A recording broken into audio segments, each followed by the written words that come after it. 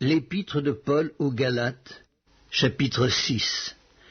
Frères, si un homme vient à être surpris en quelque faute, vous qui êtes spirituels, redressez-le avec un esprit de douceur. Prends garde à toi-même de peur que tu ne sois aussi tenté.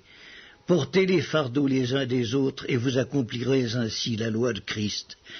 Si quelqu'un pense être quelque chose, quoiqu'il ne soit rien, il s'abuse lui-même. Que chacun examine ses propres œuvres, et alors il aura sujet de se glorifier pour lui seul, et non par rapport à autrui, car chacun portera son propre fardeau.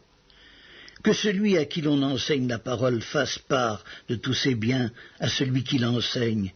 Ne vous y trompez pas, on ne se moque pas de Dieu. Ce qu'un homme aura semé, il le moissonnera aussi. Celui qui sème pour sa chair moissonnera de la chair la corruption, mais celui qui sème pour l'esprit moissonnera de l'esprit la vie éternelle. Ne nous lassons pas de faire le bien, car nous moissonnerons au temps convenable si nous ne nous relâchons pas.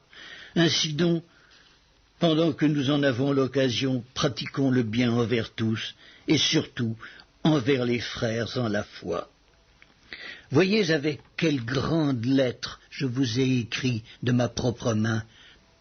Tous ceux qui veulent se rendre agréables selon la chair vous contraignent à vous faire circoncire uniquement afin de n'être pas persécutés pour la croix de Christ.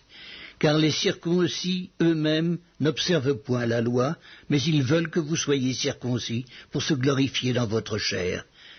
Pour ce qui me concerne, loin de moi la pensée de me glorifier d'autre chose que de la croix de notre Seigneur Jésus-Christ, par qui le monde est crucifié pour moi, comme je le suis pour le monde. Car ce n'est rien que d'être circoncis ou incirconcis. Ce qui est quelque chose, c'est d'être une nouvelle créature. Paix et miséricorde sur tous ceux qui suivront cette règle et sur l'Israël de Dieu. Que personne désormais ne me fasse de la peine, car je porte sur mon corps les marques de Jésus. Frères, que la grâce de notre Seigneur Jésus-Christ soit avec votre esprit. Amen.